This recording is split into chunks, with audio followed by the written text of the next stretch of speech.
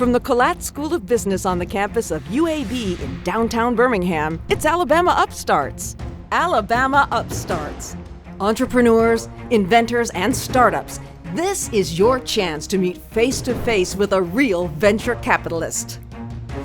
Today's venture capital judges are past president of the Alabama Association of Realtors, investor, entrepreneur, Gina Grant. Former mayor of Dothan, Mercedes auto dealer, businessman, and one of the leading supporters of emerging entrepreneurs in Alabama, Mike Schmitz. Alabama Upstarts is sponsored by Mid-South Bank, the friendliest and most helpful bank in town. Here's our host, Joy Morris. Welcome to Alabama Upstarts, the University Challenge. I'm your host, Joy Morris. We've got a great show underway for you, and we have got some great contestants from UAB. Numabot Systems, that's our next contestant. So let's take a look behind the scenes of what they do. Hi, my name is Samuel, and I am from Dallas, Texas. And I'm Megan, and I'm from Huntsville, Alabama. And we are both juniors studying biomedical engineering at the University of Alabama at Birmingham. Megan, do you want to speak as to why you chose UAB? Yeah, so I chose UAB because I really wanted to live in a city and have that urban feel for the campus, and also being on the pre-medicine track, having a medical campus is really valuable to gain that experience that I need to apply for medical school. Do you want to speak as to why you chose UAB? Yeah, absolutely. So I went to a really small school in Dallas, and when I came to UAB, I felt that it was a really small and close-knit community like the one that I had experienced in high school, and so it was very attractive to me. And furthermore, because it was a big school, as far as the amount of students and resources, it meant that there was a lot of opportunities available to me in biomedical engineering and other tracks that I wanted to pursue. So Megan, what do you like to do when we're not working on this project or when we're in school? Well, I really enjoy painting and also knitting and crocheting. I'm also a big long-distance runner, and I'm actually training to participate in my first triathlon. Wow, that's awesome. What do you do in your free time? Well, I'm a huge sports fan and an avid coffee drinker, so I often, I watch and attend a lot of sports games. I go to a lot of the local coffee shops when I work on my homework. But also I really enjoy robotics and kind of the whole aspect of building robotics and being a maker. So I like to do that in my free time when I get the chance. So, Megan, we didn't really think that we'd be entrepreneurs, huh? No, this actually all started as a school project for our honors college. And we got more and more interested in it and just continued down the path. Yeah, exactly.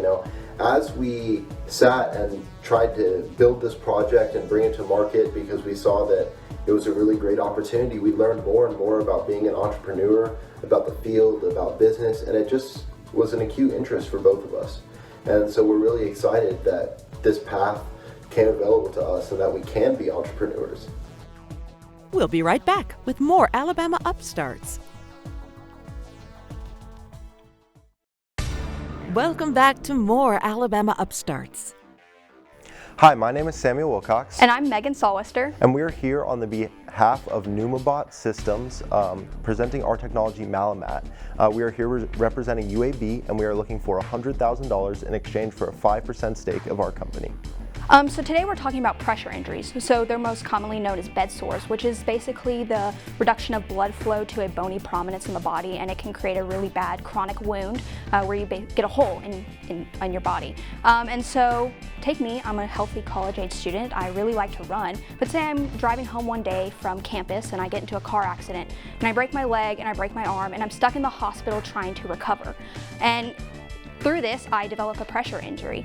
This is going to extend my recovery, it's going to cause me a lot of pain, and it's going to be really demoralizing. I am not going to be able to shower properly, it's going to smell. Nurses are going to have to come in and look at every inch of my body to try and treat these and prevent more from forming.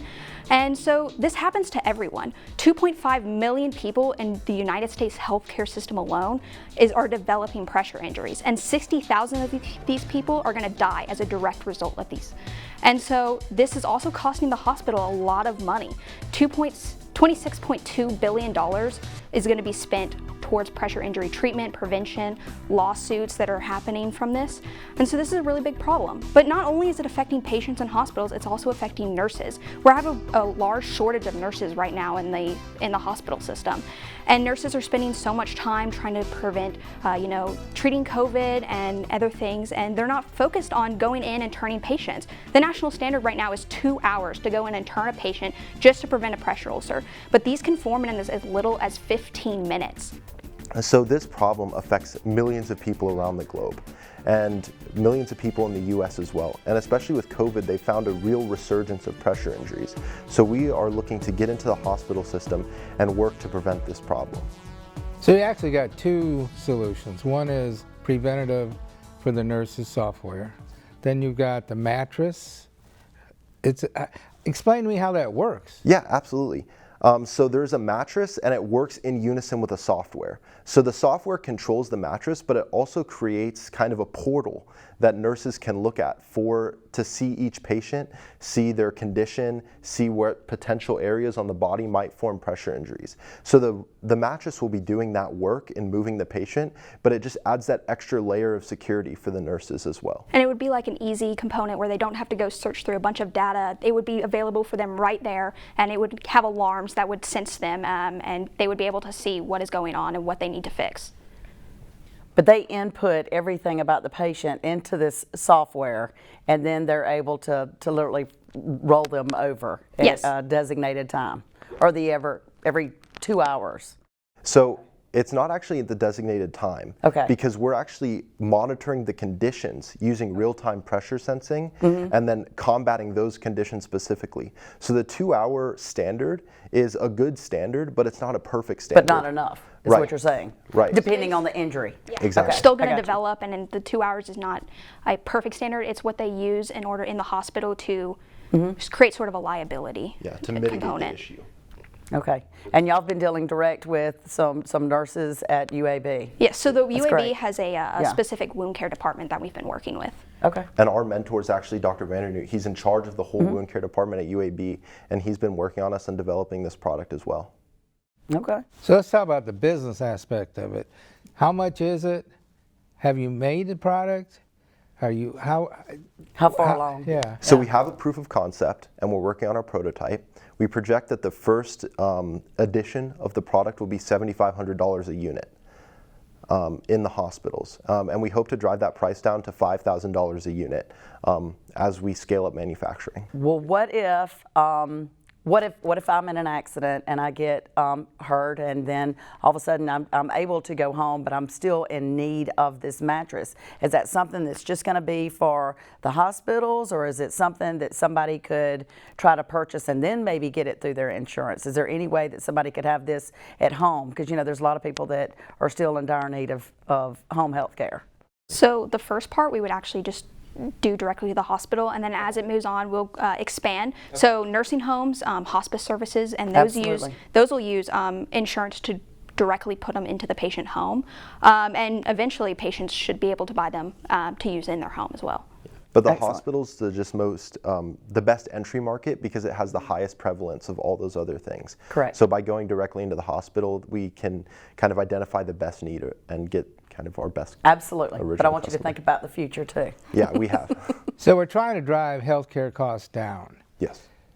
So you're asking people to buy the product. Are other doctors interested? And we got to say yes or no. Yes. All right. Well, this was very interesting. I think Absolutely. it's got great potential. I do I'm too. not sure I understand it all, but it's obviously healthcare is a great Yes. way. Yes. Good job. Thank you. Excellent job. That was a great presentation. You guys are like seasoned professionals here, right? Getting used to it. Yeah. Yeah, it's been a lot of work, but we're really glad that we were able to come on for this opportunity. Yeah, and so what brought this about? So we're both students at UAB. I'm a biomedical engineering major on the pre-medicine track, and this actually started as a school project for our science and technology honors program. And so we went through a class, and then we continued it as an independent research project. Wow, I mean, I really think this is going to help a lot of people. Yes. I mean, you think about hospice patients and how families struggle through, turning them. Yeah, especially in the home, you know. They're not really trained like nurses are for hospice and home health and things like that. So we hope that we can really expand into that market and really alleviate the burden off of those families. Wow, and you guys, do you have anybody that you're wanting to thank for all of this? Yeah, absolutely. So we'd like to thank Dr. Barry and Dr. Wasco. They have been in the engineering department and the business school. They have both really mentored us throughout this whole project. Dr. Murphy in the business school as well really introduced us to Alabama Upstarts and gave us the opportunity to come onto this show. And then Dr. Vandernoot, who we mentioned in our pitch in the hospital, has been working with us on developing this product and really interfacing with the hospital. And those are the ones that you've been working with with the mattress and everything in the hospital? Yes, they've been there for us through the whole project. That is amazing. I love that. Well, good luck, guys. I have no doubt she'll do well. Thank you. Thank you. All right, we'll be back with more of the University Challenge. We'll be right back with more contestants on Alabama Upstarts. Here's our host, Joy Morris. We're back with the University Challenge, and we have a second contestant that is coming up. Now, remember, the QR code is going to be on your screen, and if you want to vote for your favorite entrepreneur, that's how you do it. So look for that QR code after each contestant. So this second contestant's pretty great here. So it's Scout Home Services. We're going to take a look at what they actually do behind the scenes.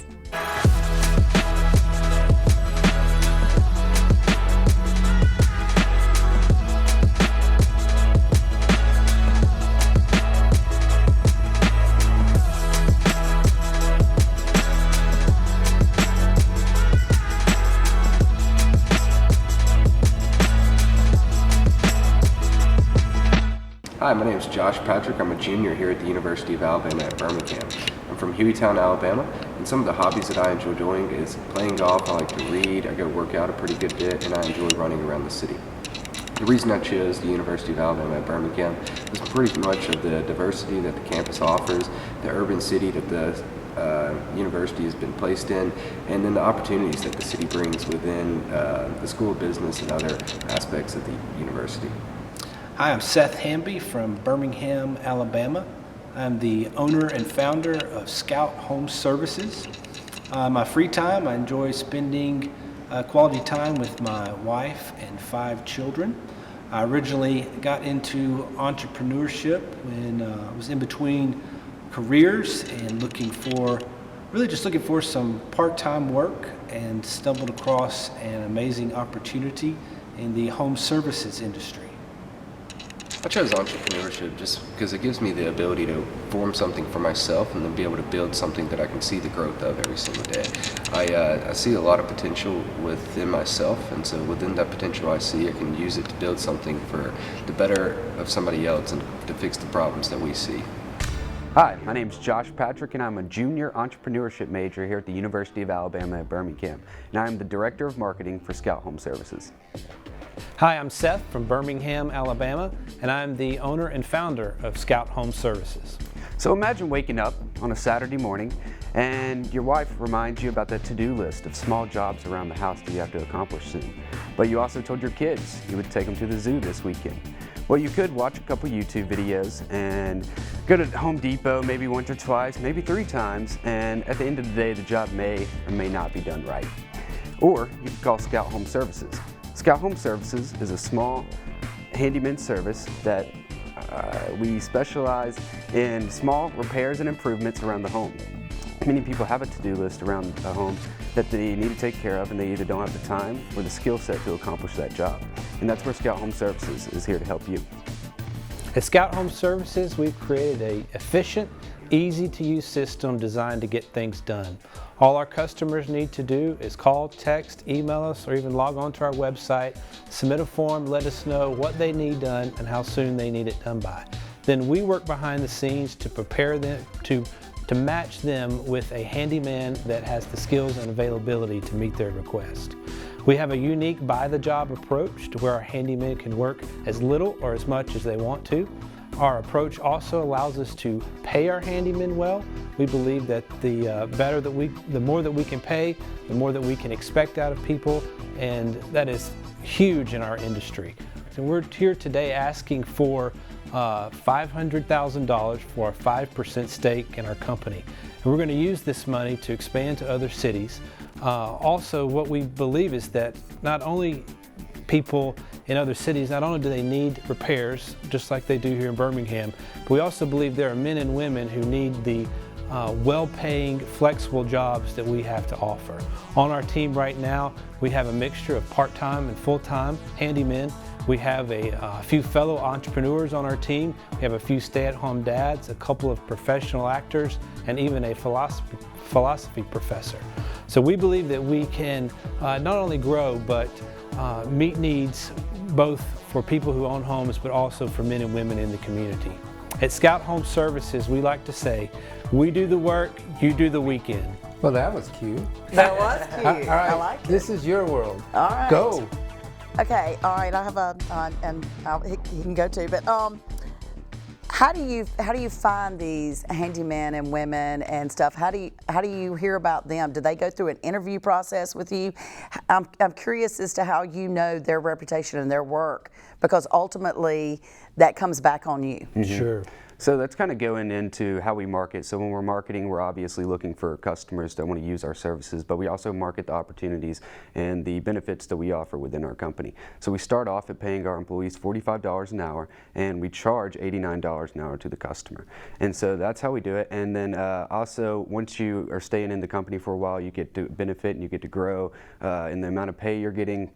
And it goes from $89 to $149 an hour, just based on the liability that goes in with the job. Like if you're getting up on a ladder and going 20 feet up in the sky, or in the air against a house, like there's more liability there, so we're going to charge a little bit of a higher rate. And so when we market towards, we market the benefits that we have, and like this is why you should join our team. And so people usually reach out to us, and then we also use a couple of other things to market to those people. Are you open now?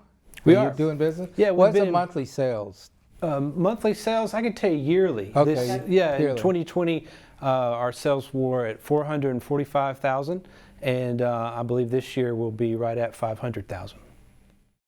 That's awesome. Well, it's awesome, but you're asking $500,000 for 5%. Exactly. How does that work out? Yeah. Sure, that's How do those numbers work? we truly believe that our company, copy and pasted, can work in any medium to large city across the nation. And so we believe there is a huge opportunity for what we have. And we just need some help in getting the marketing out there, both marketing when we move into a new city, letting people know that we're here, but also marketing to handymen and women who need the flexible, well-paying jobs that we have to offer. We're inviting people into our homes. Mm-hmm. What is the background check? Do you do that? We do. How do you know the quality of the person? Your plumber? And the quality of the work. Yeah. Like, do you have a final inspection that you do? Yeah, we have an extensive process of bringing somebody onto the team, multiple interviews, background checks, criminal records, that sort of thing. And then we also have, every time we send a customer out into someone's home, they're immediately followed with a survey. So we have real-time data on how our guys are doing inside people's homes, so that if there's any issue, we can correct it right away. I still don't understand how, if I gave you $500,000, I would get it back. Haven't figured that one out. Yeah. Well, help me figure it out. That's why we're here. I understand. Well, so we're only based in Birmingham right now, so we haven't expanded to any other cities. And so once we expand to Huntsville, like with the population growing, obviously, it will be able to help us launch there, and then we can launch in bigger cities once we figure out just how we can copy and paste the system we have in Birmingham, how we can copy and paste that there. And so once we can figure that out, we can move to bigger cities, because every single city has that niche market that we're looking at. And once we can hit that, we'll be able to up our revenue, up our sales, and up the money that we're providing now. Well, I think it's a great idea, great presentation. Thank you. Thank you. Thanks for the opportunity. Thank y'all. Love the presentation. How do you feel? I feel good, absolutely. Yeah. Feel like it went good? Yeah, absolutely. There's a couple things that I wish I would have added, but you get what you get. But I'm excited for the opportunity, and I feel like we did really well with what we presented. So short version, what's the couple things you wanted to add? A couple of things I wanted to add, just more in depth of how we're going to use the money that we could receive and like apply that money, and how that money is going to generate more revenue and profit. And so can you give me a quick synopsis of how you would actually generates more? And more so it's like the breakdown of what we're going to use, like really in the marketing side of it, and like how we're going to use the money that we're going to put towards the marketing to market towards the new handyman that we want to bring on, and then also market towards the customers that we're going to do, and then kind of how we're going to run the analytics on the customers to make sure that we're targeting towards the right people. So I just have to ask this, the dog. So I saw that and I was thinking dog services, but then I heard your pitch. What made you come up with the dog logo? Yeah, we've been operating under a different name for the past 5 years, and the name that we operated under had Birmingham in the title. And as we began to think about growing and expanding, we thought, hey, we need to rebrand, come up with a name that better represents our company. And we began to brainstorm and think, what do our customers think when they think about us? Words like reliable, trustworthy, friendly came up. And someone said, that makes me think of a dog. And so we decided to build our company around the theme of a dog and gave him the name Scout. Scout is a working dog. He's not a lap dog. He's out there looking out for us and for our customers. And so that's how we came up with it. That's amazing. So is there anybody you want to thank? Absolutely. I want to thank the endowed chairman of entrepreneurship at the University of Alabama, Dr. Patrick Murphy, and also our customers in Birmingham, and for always looking for us when they need a service, and the community in Birmingham that we always get to help. Well, good luck. Thank you. You guys are going to do well. Alabama Upstarts, providing a runway and launch pad for Alabama's entrepreneurs. Today's $1,000 winner compliments of Mercedes-Benz of Dothan and Mike Schmitz. You could be the next winner with your business idea. Apply at alabama-upstarts.com.